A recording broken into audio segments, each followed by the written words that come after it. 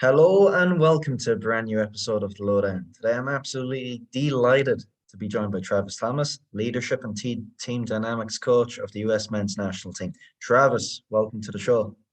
Connor, thanks so much for having me, and I appreciate you staying up so late in the evening to talk to me. Oh, not at all. An absolute pleasure, of course. Travis, where to begin? Just fresh from World Cup qualification. What's the mood like within camp at the moment? Well, I think everyone went home or went their separate ways, but we've been able to jump on a Zoom since then, and sort of it's kind of classic, the mode of the team, which is to immediately sort of debrief the experience and think about what our goals were and what we can do better moving forward. Really kind of give everyone a quick pat on the back, and then it's immediately moving forward into preparing for the World Cup. But obviously excited and grateful, and just really, really excited about the opportunity. Yeah, moments of appreciation and reflection, they're, I suppose, none too apparent within the game of football when you see most teams now, most players, even you look at Chelsea's Christian Pulisic, Juventus's Weston McKennie playing every Wednesday, every Saturday. It's tough to get off that treadmill.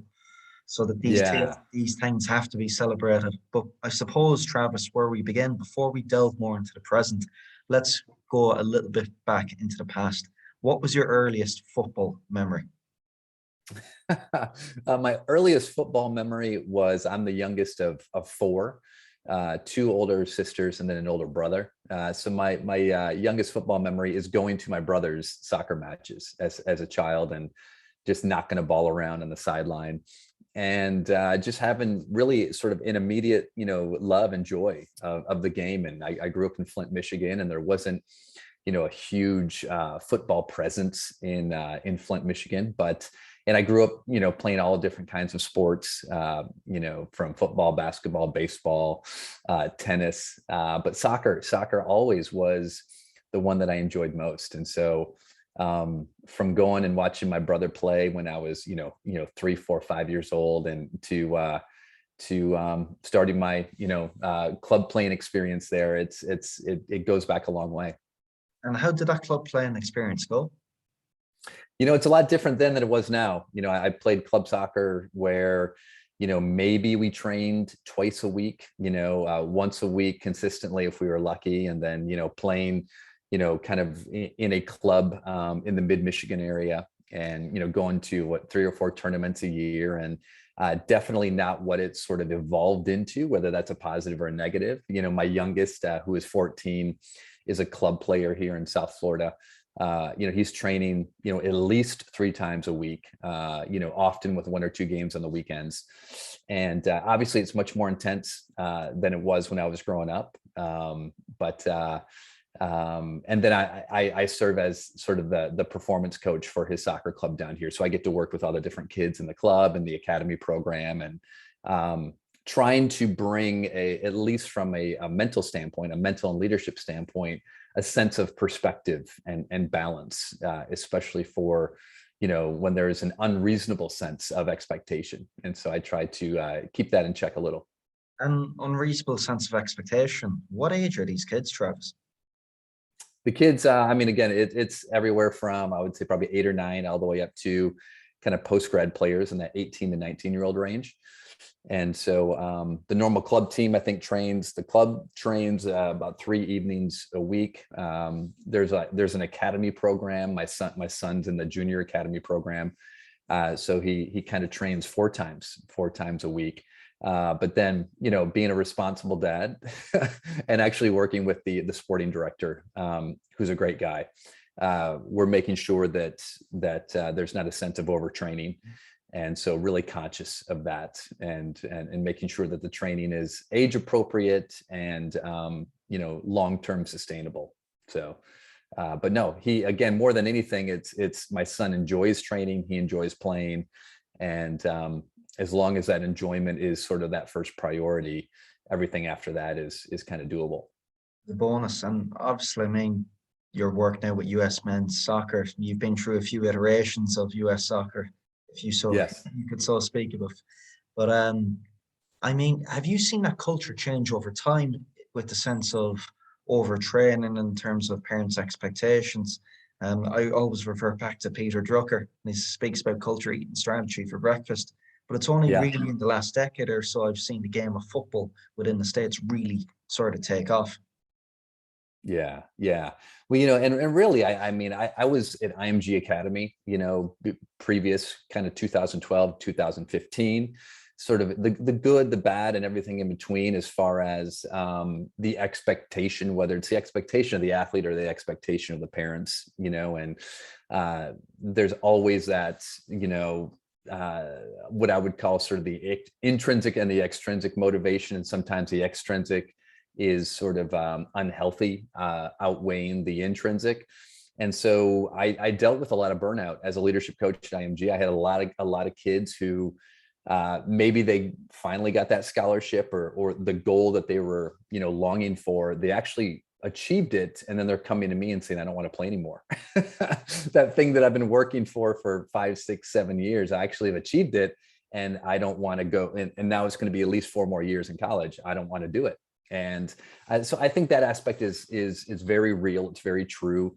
I think what do we see statistically, that the number of kids who stop playing sports by the age of 14 because of burnout. And so I think that's definitely something that we need to continue to address, which is why, I was saying and talking about my own son, right? It's like the enjoyment has to be there, and not to mistake easy with enjoyment. I'm not saying, hey, is this easy for you? No, is this enjoyable for you? It can be difficult, it can be challenging, it can be hard, but are you enjoying yourself? Are you enjoying the challenge and the struggle? And again, I obviously have worked with lots of athletes where the enjoyment wasn't there. And we know it's just not going to be sustainable if the enjoyment isn't there. As far as my experience with really soccer, in the US, I was really off the map once I graduated from college and wasn't playing anymore. I coached a few years of high school, but then I sort of got on with the next chapter of my life, which I didn't think was going to have anything to do with sports, let alone soccer. And so I kind of fell out of sort of where things went for, I'd say about a 15 or 20 year period before coming back into sports and now being with the national team. But I still kind of consider myself an outsider when it comes to the full landscape of club soccer, even though I've been kind of embedded in it here for the last 7 years. And I think it's very healthy to have that big picture perspective, being able to reframe that experience. And you've been in the perfect position to do so from your background as an improv comedian, which we'll discuss. But you've built out a body of work, Travis. I mentioned the words live, yes, and a book, Yes. which you've authored according to those words. You speak about 2 words that will change your life. Yes. And Yes. what do they mean? Yes. And those come from the world of improvisation. And so once I played soccer in college, graduated, coached a few years in high school, got married. My wife and I, we moved to Boston. We got sort of normal professional jobs, sort of corporate America jobs. And I thought that was the path. And then one of our first weekends in Boston, we were, new to Boston. I loved comedy. Never really did any theater or anything like that, but we went to an improv comedy theater, and I just fell in love with. I was like, wow, how do they do that? And so they had classes in a training center, and I'm like, oh, I'm going to sign up for a level 1 class. It was 8 weeks, and it just first couple classes, just light bulbs were going off of insight and inspiration, and I was hooked. And so I just kind of stayed with the training center. Not because I thought I was going to be a performer. I just loved it. I loved it. It was almost therapy. It was weekly therapy to go into a theater with a group of people and to create collaboratively together on stage. There was that rush that I had of playing sports, that rush of nerves and adrenaline. Plus there was the camaraderie that I had in sports, or that team dynamic. And it was improvisation. So it was always new. It was always, it was always fresh. But what other insights were hitting me as well is just sort of the mindset piece of improvisation, the collaboration and the culture piece of improvisation, and how to deal with the unknown. And so I ended up becoming a performer while I was in Boston in that theater. And then once I moved to Florida, a few years later, started a group with 2 other guys back in 2004, just to tell you how justified these gray hairs are. So started another group in 2004, and we've been performing on and off since then. I actually have a show. I don't know when this is airing, but I have a show tonight. So the reason I was late to the podcast, I was thinking about the show. So I have a show tonight, and still perform when I can.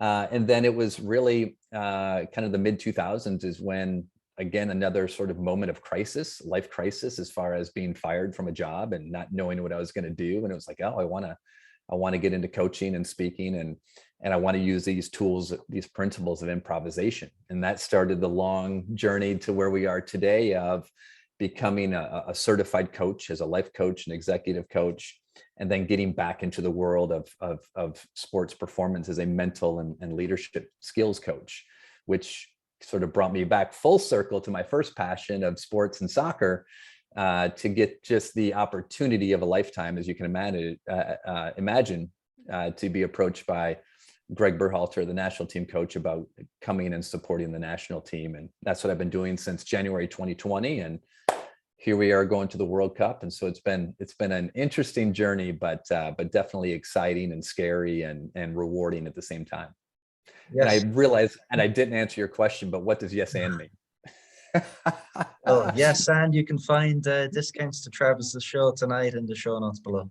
There you go. All right, Connor. So yes and. All right. So all of improvisation is based off of those 2 words, yes and. And so again, because it's improvisation, and for those of you who don't know improv, you're making it up on the spot, right? So it's one or more people creating a story or a scene from an idea, from a suggestion from the audience. And there's no script, there's no pre-planning. And the way that you do that collaboratively is if you and I are telling a story, Connor, whatever you say to me in that story, you know that I'm going to say yes to it. You're going to say, Travis, your hair is on fire. I'm going to say yes, right? Yes is acceptance, it's agreement. So it puts you and I on the same page. You know that no matter what you say, I've got your back. I'm going to say yes. So I say yes. So boom, we're on the same page, but we don't stop there. I have to add to your idea to build it, to move it forward, to progress it. And so that's where the and comes in. The and is I'm actually building off of your idea with my response. Yes, and yes, my hair is on fire, and it's the hottest new fashion out of Paris, right? So I'm building off of your idea, and all you're going to do is yes and my idea that I gave back to you, which is it's the hottest new trend. And you're going to say, yes, and I just saw your style in the newest edition of Vogue. And I'm going to say, yes, and you were the photographer on that shoot. And say, yes, and. So all we're doing is that we're telling a story, creating a story, one yes and at a time. So what that means is you and I are on the same page. We're supporting each other. We're building the story. We're building it together at the same time by having each other's back. And so that's how improvisation happens, by 1, 2 or more people creating a story collaboratively by saying yes and, yes and, yes and, yes and. And so that's what I fell in love with from an improvisation standpoint. And then as I got into the performance side of life, which is when I really realized, and the reason I call my company Live Yes And, is because that is the invitation, that is the opportunity of life, is yes, everything that is happening in your life, everything that is happening to you, you have to say yes to. You have to accept it. You don't have to like it, but you have to accept it. Boom. Health issues dropped in your life. Yes. Right? Pandemics dropped in your lap. Yes. Relationship problems dropped in your lap. Yes. Do you have to like it? No. But you can't get through it. You can't progress until you say yes. I have to accept it. Right? Now we're dealing with reality. But what do we do with it? That's where the and comes in. So I like to tell people, Connor, is we cannot control 100% of what happens to us. We have no control over it. We can do everything right in life and still have manure dropped on our lap. So we can't control anything, 100% of what happens to us. And we always get to control 100% of how we respond. And so most of us spend a lot of our time and emotional energy on what has happened, where we have no control, instead of putting all of our energy and action into how we respond to what is happening. And so that's why I say it's living yes and so when I work with athletes, or when I just work with people in any field or industry, it's developing that mindset of accept what is happening and now respond to it with purpose, respond to it with intention, respond to it with enthusiasm, with positivity. And when you do that, you're always putting yourself in the best possible position to be successful. And what were the series of events that led to you saying yes to Greg Berhalter and the US men's national team? That's a great story because I wrote a book in 2016 called 3 Words for Getting Unstuck: Live Yes And. So I wrote the book. I self-published the book. It's on Amazon. Shameless plug for anyone listening. It's on Amazon.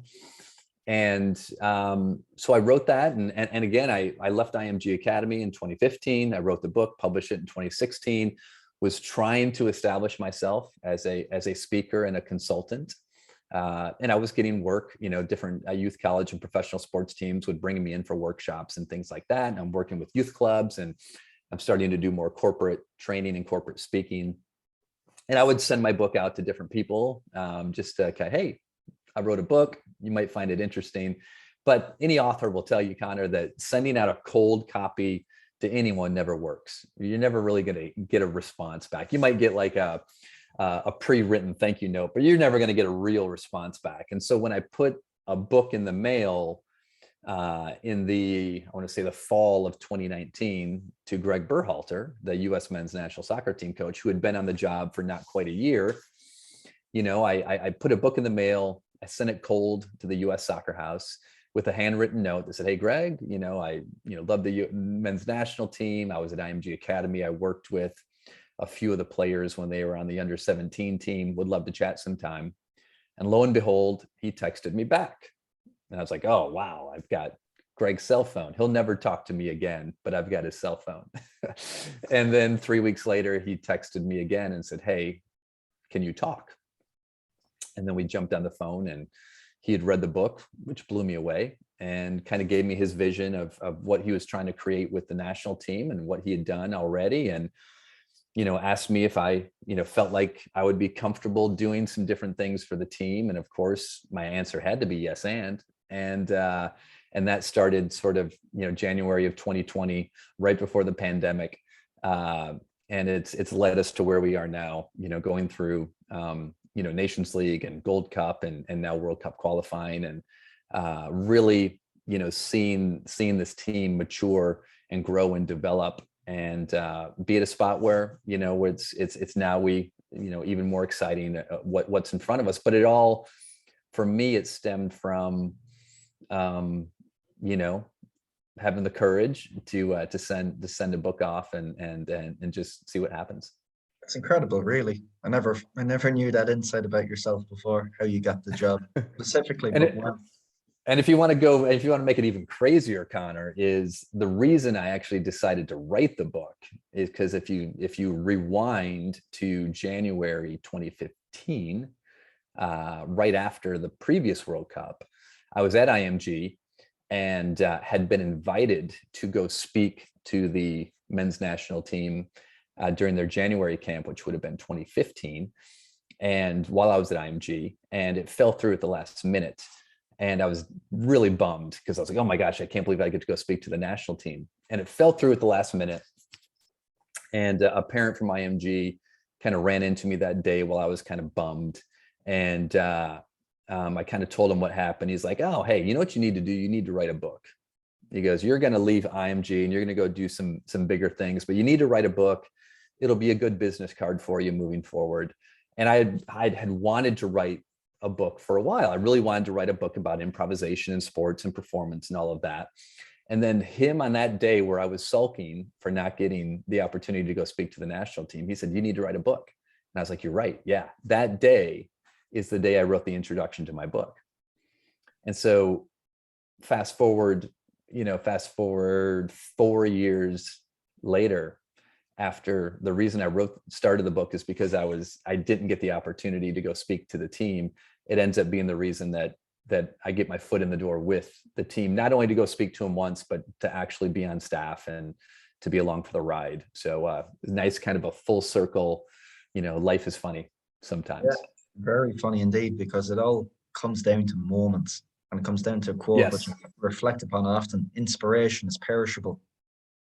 Yes, it is. And that's one of the messages and one of the mantras that we work with the players is it's all about it's about seizing the moment, but realizing that not only is the game a series of moments, but life is a series of moments, and bringing our full attention to the moment that we're in. And that's the only moment that we can ever influence, is the moment that we're in. Jurgen Klopp actually has a great quote this past week or so that I put on my Instagram about how he is all about helping the team. You can't change what's happened, and you can't control what's going to happen. It's all about staying in the moment and focusing on the moment. Incredible.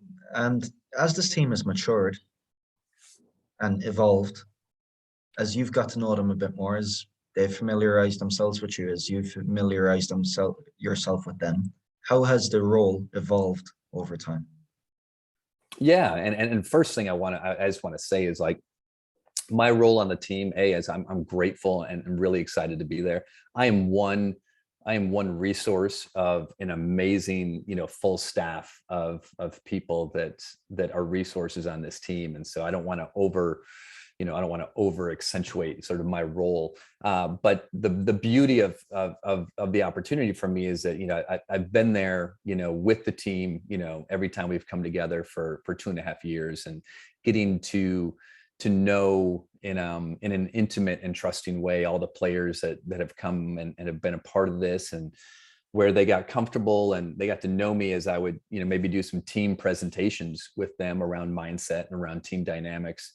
It's really evolved into just having one-on-one relationships with these different players, and where knowing that they can come to me as a resource at any time when we're together and when we're not together, and really continuing to deepen those relationships. And so, outside of, always sort of just looking at the big picture, the culture of the team and the values, and that the team created, and that is very important to Greg, and just helping to nurture that, and always keep it, sort of top of mind as far as making sure we're being true to our values and our anchors.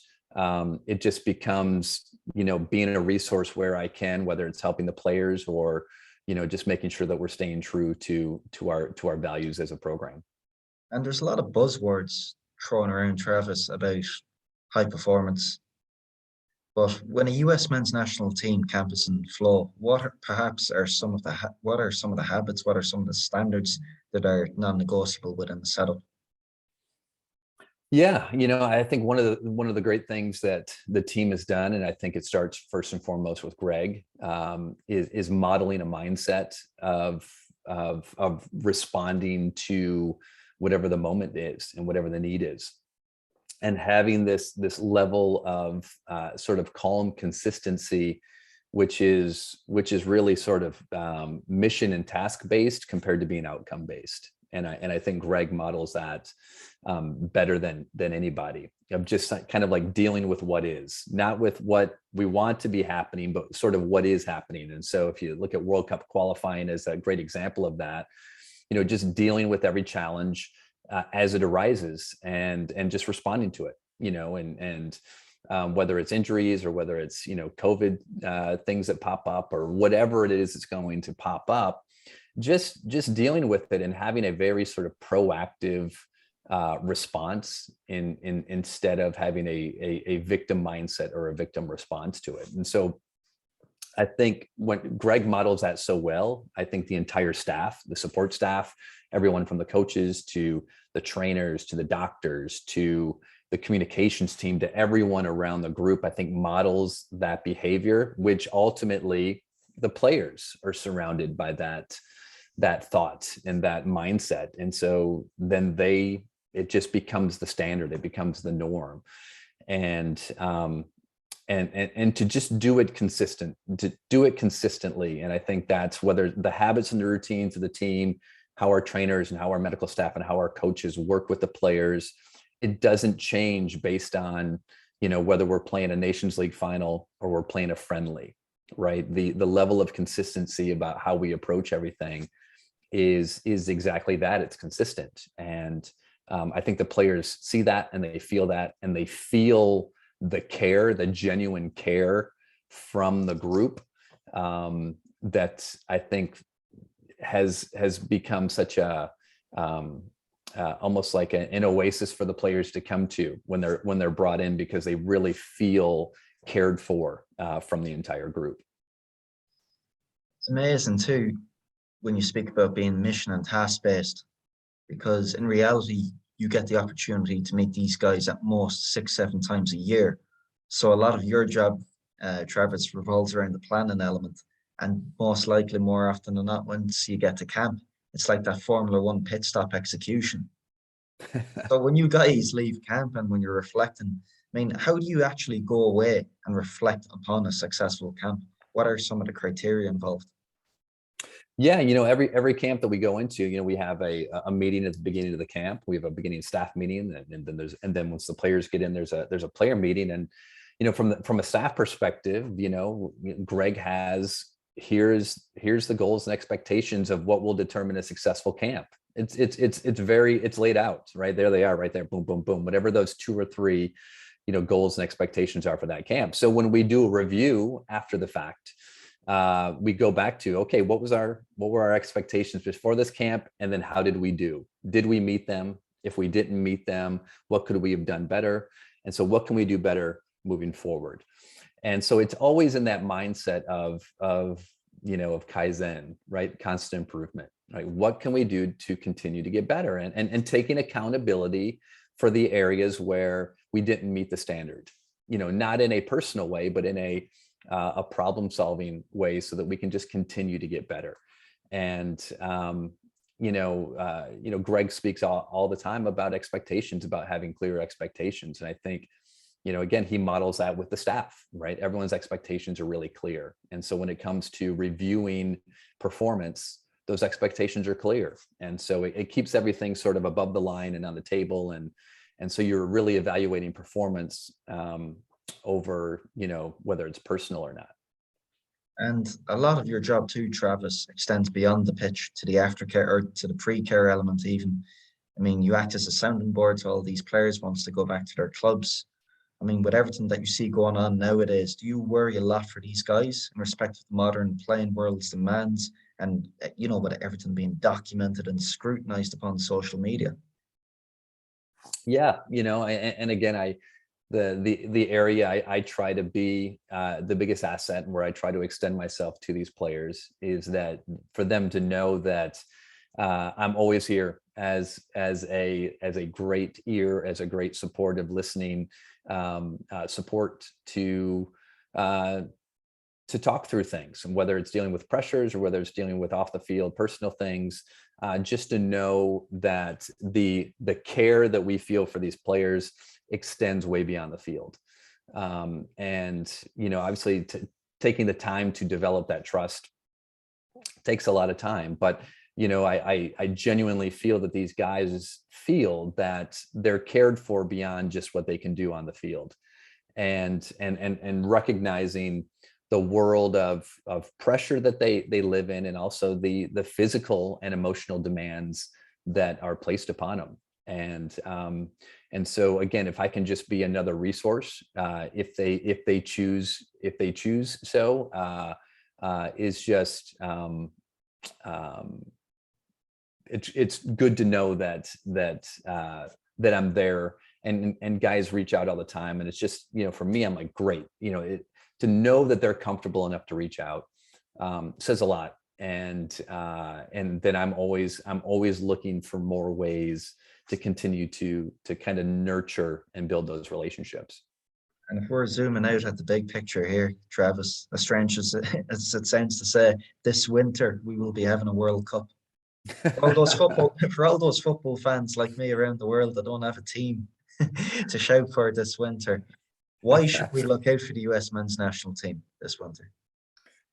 Oh, well, why should you cheer for us? is, you know what, in all honesty, obviously sports, like most of life, it's an outcome based, thing. And at the end of the day, we're each of us is judged by the results on the field. And I get that and I understand that. But to be completely honest and transparent, like I genuinely love these guys, these players, the staff, the group. It's like to do something and to feel that you're doing it the right way. And when I say the right way, I just mean that I think Greg and the culture that has been created around this team, there's a ton of humanity in it. There's a ton of genuine sense of love and personal care. And for the world of professional sports, it is very cutthroat because, again, it's just so results driven. What I am most proud of just being a part of this group is how much genuine compassion and love there is for the players, for players that, aren't going to be with us, or players that are injured, or players that it's just,